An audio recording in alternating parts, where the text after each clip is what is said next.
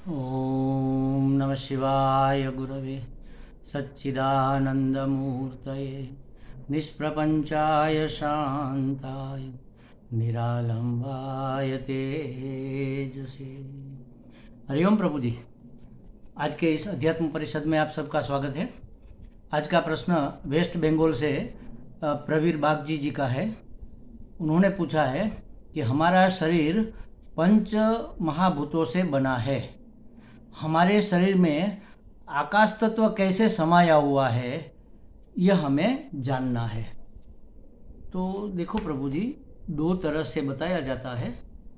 वैसे मूल पंच महाभूत, उसका पंचीकरण हुआ और इसके बाद ये शरीर बना। पंचीकृत पंच महाभूतों से ये शरीर बना और उसके सत्वगुण से हमारी ज्ञानेंद्रिया बनी और अंतःकरण बना, मन बुद्धि चित्त अहंकार, और उसके रजोगुण से हमारी कर्मेंद्रियां और प्राण बने। तो इस प्रकार से पंच महाभूत हमारे शरीर के आधार है, उस उपादान है समझ लो, उसी से हमारा शरीर बना हुआ है। अब उसको दो तरह से देखा जाता है। जैसे शास्त्र की दृष्टि से या तर्क की दृष्टि से समझो तो ये कहा जाता है कि पाँव के तलवे से लेकर पूरे पाँव तक पृथ्वी तत्व है। फिर मूत्रेंद्रिय से लेकर नाभि के नीचे तक, जहाँ हमें पेशाब लगता है और जहाँ प्रेशर हमें महसूस होता है, वहाँ तक पेडू तक जल तत्व है। पाँव में पृथ्वी तत्व है, इसके ऊपर जल तत्व है। नाभि से लेकर यहाँ फेफड़े तक, फेफड़े नहीं समा लेना है, उसके नीचे तक पेट में अग्नि तत्व है, जिसके कारण हमारा भोजन पचता है, अग्नि के कारण, जिसको जठराग्नि भी कहते हैं। और जो पेडू और मूत्रेंद्रिया है उसमें जल के रूप में ये पेशाब भी रहता है। और पाँव पृथ्वी तत्व कहे गए हैं क्योंकि हमें स्थिर रखता है। पृथ्वी स्थिर है, मिट्टी जो ठोस होता है वही स्थिर होता है, तो हमें स्थिर रखते हैं। और इसके ऊपर फेफड़ों में से लेकर यहाँ गले तक उसको कहेंगे वायु तत्व, वहाँ पर रहता है। और यहाँ से ऊपर के भाग में ब्रह्मरंध्र, यहाँ तक आकाश तत्व रहता है। तो आकाश का देखो, आकाश का गुण है शब्द, तो शब्द हमें कान से सुनाई देते, ये यहाँ से ऊपर के भाग में। और सभी छिद्र, अवकाश माने खाली जगह, तो हमारे शरीर में जहाँ जहाँ खाली जगह है वहाँ पर आकाश रहा हुआ है। मान लो मुंह में खाली जगह है, नाक में है, कान में है, आँख में है, तो वहाँ पर भी खाली जगह हमें मिलती है। तो इस तरह से आकाश हमारे पूरे शरीर में समाया हुआ है।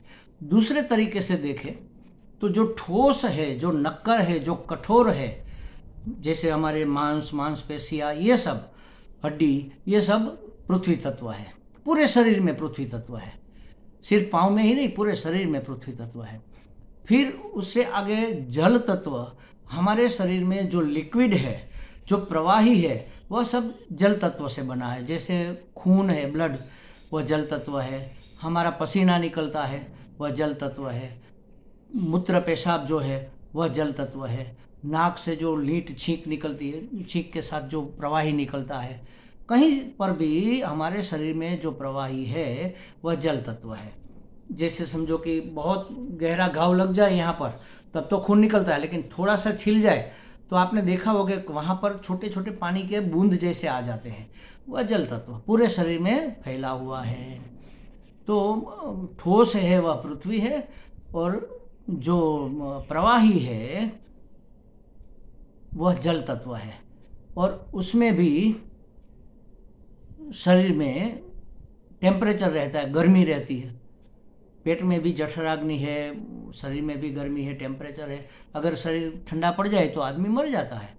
मरे हुए आदमी का शरीर ठंडा ही रहता है, और ठंडा होने के बाद पांचों महाभूत विलीन हो जाते हैं अपने अपने मूल रूप में, मतलब डिस्ट्रॉय हो जाता है पूरा शरीर। तो शरीर में जो ऊष्मा है, जो गर्मी है, वह अग्नि तत्व है। ऐसे समझो तो उत्साह भी ये अग्नि तत्व कहते हैं ना। अरे उसके अंदर बहुत गर्मी है, जब कोई गुस्सा करता है तो ये अग्नि का प्रदर्शन है। कहता है देख लेते हैं, चलो आ जाओ, कितनी गर्मी है तुम्हारे अंदर। तो ये गर्मी, कितनी आग, जैसे कहते हैं ना कि अरे वो तो लक्ष्य पार करके ही रहेगा, उसके अंदर आग भरी, हाउ इज जोश, ऐसा आजकल बोले जाता है, हाउ जोश। तो ये जो जोश है अंदर का, जो उत्साह है, जो जुस्सा है, जो गुस्सा है, ये सब अग्नि तत्व का अग्नि तत्व की अभिव्यक्ति है। वैसे शरीर का टेम्परेचर मुख्य रूप से ये अग्नि तत्व है, और जठराग्नि भी अग्नि तत्व है। और अग्नि से आगे वायु तत्व, तो हमारे सांस के द्वारा जो अंदर हम हवा लेते हैं, निकालते हैं, ये वायु तत्व है, फेफड़ों में रहती है। सिर्फ फेफड़ों में ही नहीं रहती, वायु 5 विभाग में विभक्त हो जाती है।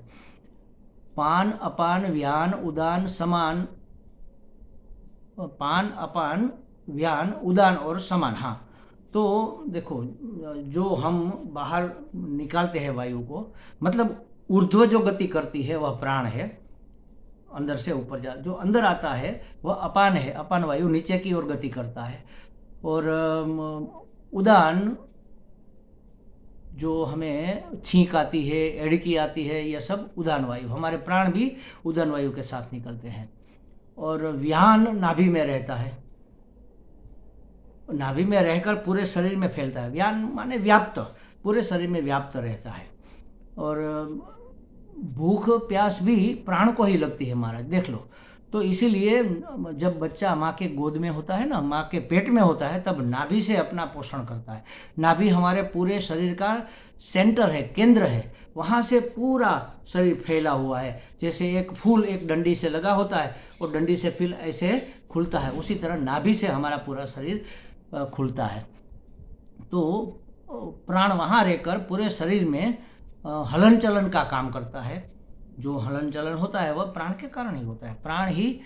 प्राण से ही, रजस से प्राण और कर्मेंद्रिया बनी हुई है, तो उसका कार्य है संचरण करना, हलन चलन करना। हाथ मुड़ता है तो प्राण अगर नहीं है तो हाथ नहीं मुड़ेगा।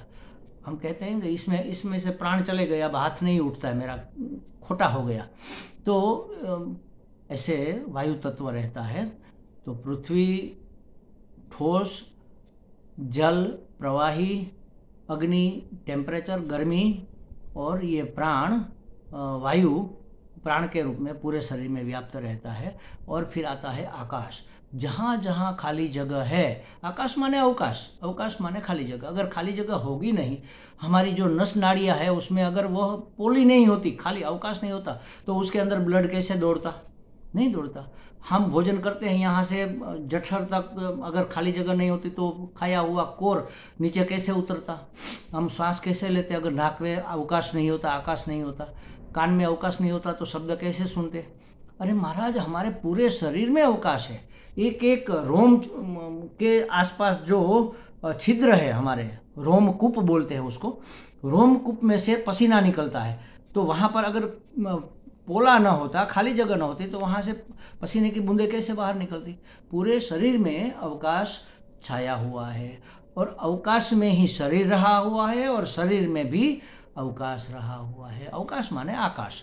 तो आकाश तत्व इस तरह से रहा हुआ है। और देखो, सृष्टि की रचना के बारे में जब बताते हैं ना, तब कहते हैं कि तस्मात् एतस्मात् आकाश संभूतः, उस परमात्मा से आकाश निकला, आकाश का संभव हुआ, माने कि वह परमात्मा आकाश रूप में अवस्थित हुआ, अभिव्यक्त हुआ।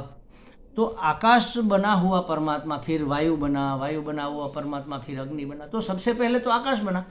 तो आकाश में सबसे ज़्यादा कारण के गुण कार्य में होते हैं, और कार्य का जो कार्य होता है उसमें वह गुण घटते जाते हैं, और अलग अलग गुण आते जाते हैं। जैसे परमात्मा है, तो परमात्मा का व्यापकत्व, परमात्मा का सूक्ष्मत्व, ये सब गुण आकाश में है। फिर आकाश में से वायु बना तो उससे ज़्यादा ठोस हुआ, क्योंकि वायु में उसका अपना भी एक गुण है स्पर्श, और आकाश का शब्द और स्पर्श, दो गुण वायु में आ गए। वायु से अग्नि बना तो इसमें अग्नि का अपना एक गुण है रूप, और शब्द स्पर्श आगे की पीढ़ी से जो उतरते आ रहे, मतलब कि वो और ज़्यादा अशुद्ध और ठोस होता गया।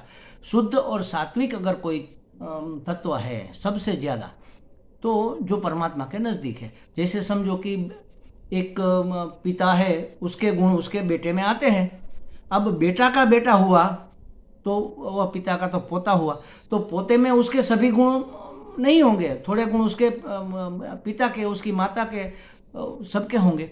और उसका भी अगर प्रपौत्र हुआ तो प्रपौत्र में परदादा के कितने गुण होंगे, उसके हो गए, लेकिन और लोगों के भी बहुत से गुण उसमें मिल गए होंगे। तो आकाश तत्व की संज्ञा तो नहीं कह सकते, आकाश तत्व का उदाहरण हम आत्मा को समझाने के लिए ज़्यादा इस्तेमाल करता है हमारा शास्त्र, क्योंकि वह सर्वत्र व्याप्त है, व्यापक है, अत्यंत व्याप्त है, अत्यंत सूक्ष्म है और निर्लिप्त है। देखो आकाश में धूल उड़ रही है, गंदगी उड़ रही है, या खुशबू बह रही है, या बादल छट रहे हैं, या बारिश हो रही है, लेकिन आकाश कभी न तो गंदा होता है, न तो मैला होता है, न तो भीगता है। सूर्य का ताप, अग्नि बरस रही है तो आकाश गर्म नहीं हो जाता।